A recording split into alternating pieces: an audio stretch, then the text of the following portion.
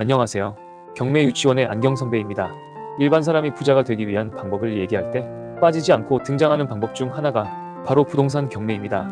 주식이나 코인 등에 비해 알아야 할 것도 많고 돈도 많이 필요할 것 같다는 편견에 많은 분들이 시작조차 하지 못하고 있습니다. 그래서 관심은 있었으나 시작하지 못했던 부동산 경매 꿈나무를 위해 부동산 경매에 대한 기본적인 내용을 준비했습니다. 좋아요와 구독 누르시고 부동산 경매에 대한 유익한 정보를 가장 빠르게 받아보세요. 가장 먼저 부동산 경매가 무엇인지와 어떻게 돌아가는지 큰 흐름을 살펴보겠습니다. 쉬운 설명을 위해 아파트를 예로 들어볼게요. 우리가 10억짜리 아파트를 사려고 할 때 10억 전부 현금을 가지고 사는 경우는 많이 드뭅니다. 일반적으로 은행에서 70에서 80% 정도의 대출을 받고 아파트를 구매합니다. 그런데 매달 갚아야 할 원금과 이자를 점차 갚지 못하게 되면 돈을 빌려줬던 은행은 처음 대출을 해줄 때 담보로 잡아놨던 아파트를 경매에 넘겨버리게 됩니다.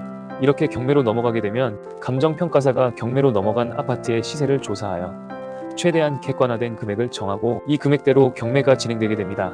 처음 경매가 진행이 되고 가장 높은 금액을 쓴 사람이 흔히 말하는 낙찰자가 되어 잔금을 납부할 수 있는 권리를 취득하게 됩니다. 그런데 만약 1회차에 아무도 입찰하지 않아 낙찰자가 없다면 다음 회차로 넘어가게 됩니다. 이때 시작 가격은 직전 회차의 최저 매각가에서 20에서 30%의 할인된 금액으로 시작하게 됩니다. 가령 10억으로 시작했으나 아무도 입찰을 하지 않았다면 다음 달에 8억으로 진행이 되고 이마저도 유찰이 된다면 다음 회차에는 6억 4천만 원으로 시작하게 되는 겁니다. 만약 이 금액으로 낙찰을 받게 되면 10억짜리 아파트를 6억 4천만 원에 구매할 수 있게 되는 겁니다. 이것이 바로 경매의 최대 장점이라고 할 수 있습니다. 이렇게 낙찰을 받고 잔금을 납부하는 순간 소유권이 이전한 것과 동일한 효과를 갖게 됩니다. 낙찰자들도 대부분 대출을 이용하므로 이러한 사이클은 반복이 될 수 있습니다. 이러한 경매는 크게 세 가지 형태로 나눠볼 수 있습니다. 가장 먼저 임의경매에 대해 간단한 예시를 들어 설명해 보겠습니다. 제가 10억짜리 아파트를 구매하기 위해 은행에 대출을 신청합니다. 그런데 이때 은행은 제가 아무리 신용이 좋아도 수억 원을 빌려주지는 않습니다. 그래서 제가 구매하려는 아파트를 담보로 잡아 대출을 실행해 주게 됩니다. 이를 저당권을 설정한다고 표현합니다. 그리고 이러한 대표적인 경우가 바로 주택담보대출입니다. 이렇게 주택담보대출을 받고 갚고 있었는데 사정이 나빠져 원금 및 이자를 3개월 이상 갚지 못하게 된다면 은행은 담보로 잡았던 아파트를 경매에 넘겨 그동안 받지 못한 이자와 더불어 원금을 회수하고자 합니다. 이때 주택담보대출을 실행할 때 썼던 계약서를 근거로 경매를 신청하게 됩니다.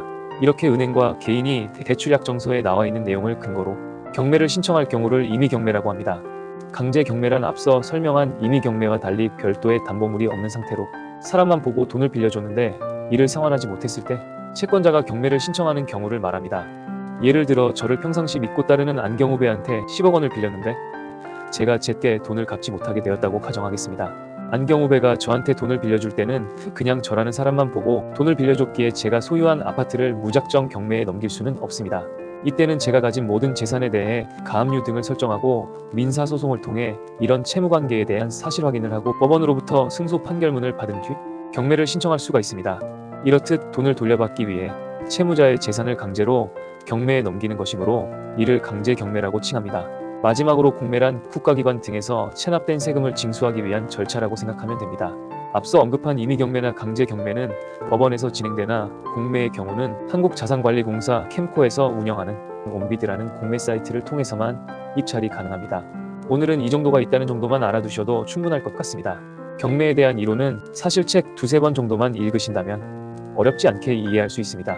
허나 경매를 하는 대상에 따라 그 공부를 달리해야 합니다. 대략적인 부동산 유형에 대해 설명할 텐데 지금 단계에서는 이런 종류가 있구나 하는 정도만 알아도 충분합니다. 나중에 경매 공부에 익숙해졌을 때 자신의 지식 수준과 목표 그리고 종잣돈의 규모 등에 따라 자신에게 맞는 방향을 설정하면 될 것입니다. 그럼 하나씩 살펴보도록 하겠습니다. 가장 먼저 토지 경매가 있습니다. 많은 이들이 이론적으로 제일 어렵다고 느끼기에 경쟁이 적은 편이고 유찰이 많아 싸게 낙찰받을 수 있는 장점이 있습니다. 하지만 충분한 공부와 조사를 하지 않는다면 황금성이 떨어질 수 있는 단점도 존재합니다. 다음으로 상가 경매가 있습니다.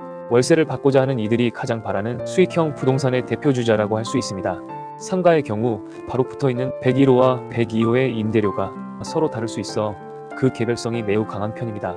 그래서 시세조사와 더불어 상권 분석 등에 대한 지식이 뒷받침되지 않는다면 예상했던 수익률을 얻을 수 없어 다시 경매로 나오는 경우도 많이 있습니다. 공장 경매의 경우 본인이 공장을 운영하지 않더라도 공장 임대를 맞추어 월 흐름을 만들고 추후 지가 상승 등을 통해 매도 차익도 볼 수 있는 투자 방법입니다. 이 역시 관련된 공부가 뒷받침되어야 합니다. 또 하나의 형태는 바로 동산 경매입니다. 그중 자동차 경매가 가장 보편적이며 저 역시도 자동차 경매로 낙찰받은 차를 타고 있습니다. 부동산과 달리 감가상각이 심한 동산의 경우에는 신권에 낙찰되는 경우가 드뭅니다. 그래서 대부분 시세 대비 70에서 80% 정도의 금액으로 낙찰이 되는 편입니다. 다만 경매가 진행되는 동안 차량을 사용하지 않고 보관되어 있기에 낙찰 후 기본 경정비에 대한 금액을 감안해야 합니다. 또한 추가적인 수리비 등을 예상하기 어려울 뿐만 아니라 일반적인 대출은 불가하기에 부동산 경매에 비해 그 경쟁률이 크지 않은 편입니다. 마지막으로 경매 초보자가 가장 많이 도전하는 주택 경매입니다. 권리 분석이 간단한 아파트의 경우에는 실수요자부터 단기 매도를 목표로 하는 초보자들까지 전부 도전하다 보니 경쟁률이 매우 높은 편입니다. 그럼에도 불구하고 수요 조사만 확실히 했다면 황금성이 좋기에 예나 지금이나 가장 사람이 많이 몰리는 편입니다. 여기까지 들으시고 경매에 관심이 생겼다면 앞으로 과연 무엇을 어떻게 해야 하는지 살펴보겠습니다. 우선 여러분은 아직 경매를 본격적으로 시작한 단계는 아니므로 무료로 이용할 수 있는 법원 경매 사이트를 기준으로 말씀드리겠습니다. 포털 사이트에서 대한민국 법원 경매라고 검색하시면 다음과 같은 사이트에 들어가실 수 있습니다. 대한민국에서 진행되는 모든 경매 사건은 다 여기서 확인이 가능하며 유료 경매 사이트도 이곳의 정보를 토대로 사용하고 있습니다. 그리고 해당 경매 물건을 낙찰받았을 때 예상치 못한 금액을 인수해야 하는지 확인하는 절차인 권리 분석을 거칩니다. 주택 경매를 할 때 권리 분석에 대해 쉽게 생각하고 아무 물건에 입찰했다가 보증금을 통째로 날리는 경우가 심심치 않게 발생하므로 반드시 충분한 공부를 하고 확신이 들었을 때 입찰해야 안전합니다. 권리 분석은 별도의 컨텐츠로 설명하도록 하겠습니다. 권리 분석에 문제가 없고 입찰할 마음이 들었다면 현재 매매가와 전세가 그리고 월세 시세 등을 확인해 봐야 합니다. 최근에는 호갱노노, 아실, 부동산 지인 등의 프로테크 앱이 잘 나와서 집에서도 간단한 시세 조사가 가능한 시대가 되었습니다.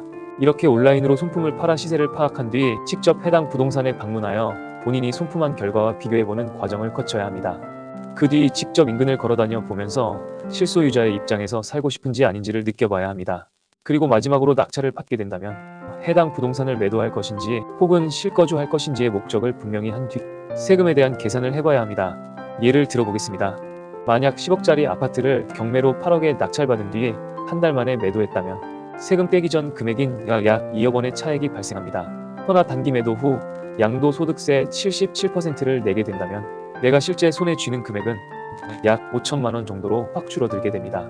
물론 이것 또한 큰 금액이지만 사전에 세금을 고려하여 출구 전략을 마련한다면 더 효율적인 투자를 할 수 있습니다.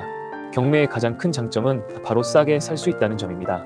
물론 이렇게 싸게 사기 위해서는 복잡해 보일 수 있는 절차와 권리관계에 대한 공부가 필요합니다. 이러한 공부가 뒷받침된다면 잠재적 리스크는 더 이상 리스크가 아닌 기회가 될 것입니다. 이러한 경매에 참여하고자 하는 사람들에게 특별한 요건이 필요한 것은 아닙니다. 간혹 부동산 경매를 한다고 하면 무슨 자격증이 있어야 하냐고 물으시는 분들이 있습니다. 결론부터 말씀드리자면 경매에 참가하는 데는 별다른 제약이 없습니다.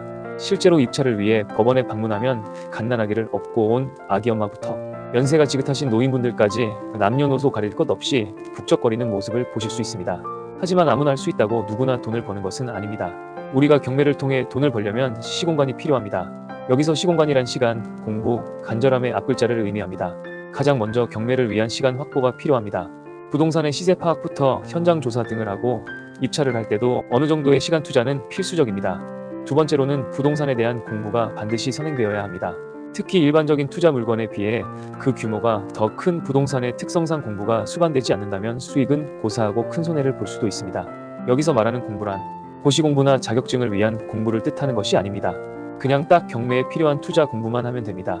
이는 경매 관련 서적을 두세 번 반복해서 읽으면 충분히 이해할 수 있습니다. 마지막으로 가장 중요한 요건은 바로 간절함일 것입니다. 회사 생활이 너무 바빠서 못하시는 분들이나 육아로 인해 경매를 할 시간이 없으신 분들은 머릿속으로 안 되는 이유를 수만 가지 찾으실 겁니다.